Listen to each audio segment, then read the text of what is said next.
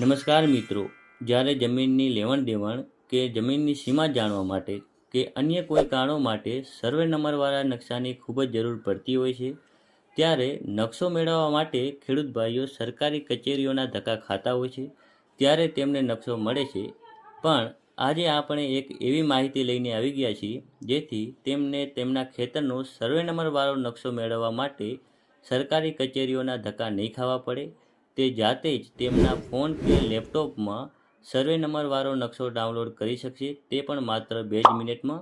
તો નકશો કેવી રીતે ડાઉનલોડ કરવો તે જાણવા માટે આ વિડીયો પૂરેપૂરો જોજો, જેથી તમને સ્ટેપ બાય સ્ટેપ બધી જ માહિતી મળી રહે. તો ચાલો શરૂ કરીએ. તો મિત્રો, સૌથી પહેલાં તમારે તમારા મોબાઈલમાં પ્લે સ્ટોર ઓપન કરી લેવાનું છે અને ત્યાં તમારે માય સ્ટેટ પોઈન્ટ નામની એપ્લિકેશન ડાઉનલોડ કરવાની છે. ડાઉનલોડ કર્યા બાદ તમારે ઓપન કરવાની છે.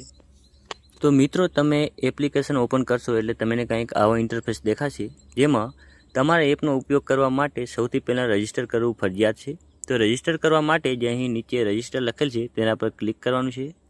ક્લિક કરશો એટલે અહીં તમને કંઈક આટલું બધું ફિલઅપ કરવાનું આવી જશે ઓપ્શન, જેમાં સૌથી પહેલાં રજિસ્ટર કરવા માટે તમારે તમારું નામ દાખલ કરવાનું છે પૂરું. ત્યારબાદ તમારે સિટી, તે જે પણ તમારો જિલ્લો લાગુ પડતો હોય તે જિલ્લો દાખલ કરવાનો છે.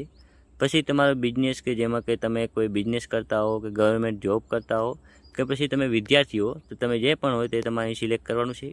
ત્યારબાદ તમારો મોબાઈલ નંબર અહીં દાખલ કરવાનો છે અને તમારી ઈમેલ દાખલ કર્યા બાદ અહીં તમારે પાસવર્ડ દાખલ કરી લેવાનો છે. પછી એનો પાસવર્ડ ફરીથી દાખલ કરવાનો છે. ત્યારબાદ અહીં બોક્સ પર ટિક કરીને આગળ અહીં સાઇન અપ લખેલ છે તેના પર ક્લિક કરવાનું છે. ક્લિક કરશો એટલે તમારું રજિસ્ટર થઈ જશે. ત્યારબાદ તમે એપનો ઉપયોગ કરી શકશો. ઓપન કરશો એટલે તમને કંઈક આવો ઇન્ટરફેસ દેખાશે, જેમાં તમારે સર્વે નંબરવાળો નકશો ડાઉનલોડ કરવા માટે TPDP વિલેજ મેપ્સ લખેલ છે તેના પર ક્લિક કરવાનું છે.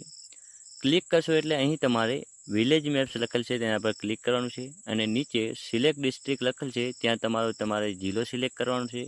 તો આપણે અહીં કોઈ અંદાજિત જિલ્લો સિલેક્ટ કરી લઈએ, જેમ કે બનાસકાંઠા. ત્યારબાદ તમારે તમારો તાલુકો સિલેક્ટ કરવાનો છે, જે આપણે કોઈ પણ તાલુકો સિલેક્ટ કરી લઈ.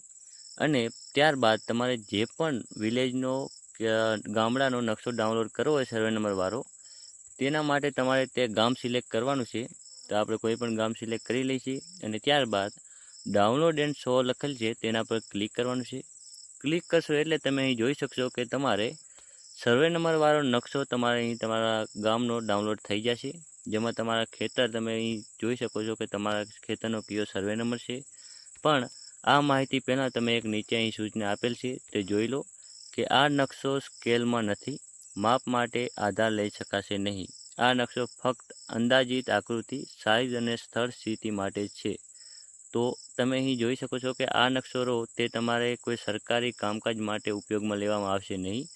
આ માત્ર તમે જોઈ શકશો કે તમારા આસપાસ કયા સર્વે નંબરવાળા ખેતર છે અને તમારું ખેતર ક્યાં આવેલું છે તે તમે આ નકશા પરથી જોઈ શકશો. બાકી કોઈ કામ નહીં આવી શકે આ નકશો.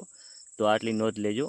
અને તમે આગળ જોયા કે આપણે બીજા પણ ઘણા બધા ઓપ્શન આ એપમાં આપેલા છે, જેમ કે જંત્રીનું ઓપ્શન આપેલ છે, જેના અંદર તમે જંત્રીની માહિતી મેળવી શકો છો. ત્યારબાદ લોન કેલ્ક્યુલેશન છે, જેમાં તમારે લોનની જે પણ સરવાળા બાદબાકી કે ટકાવારી તમે કાઢી શકો છો. અને બીજું એક ખાસ અહીં ઓપ્શન આપેલું છે રેવન્યુ રેકોર્ડ 7/12, જેમાં તમે તમારા જમીનના 7/12 તમે ડાઉનલોડ કરી શકો છો. અહીં ક્લિક કરશો એટલે એક વેબસાઇટ ખોલશે, જેના અંદર તમે તમારી જમીનના 7/12 ડાઉનલોડ કરી શકશો. તો આ વિડીયો અહીં સમાપ્ત થાય છે. જો કોઈ પણ પ્રશ્ન હોય તો કમેન્ટ કરજો અને વિડીયોને લાઇક કરી, ચેનલને સબસ્ક્રાઈબ કરી અને ઘંટી નોલ પર સિલેક્ટ કરી નાખજો, જેથી આવા જ વિડીયો સૌથી પહેલાં તમારા સુધી પહોંચી રહેશે. ધન્યવાદ.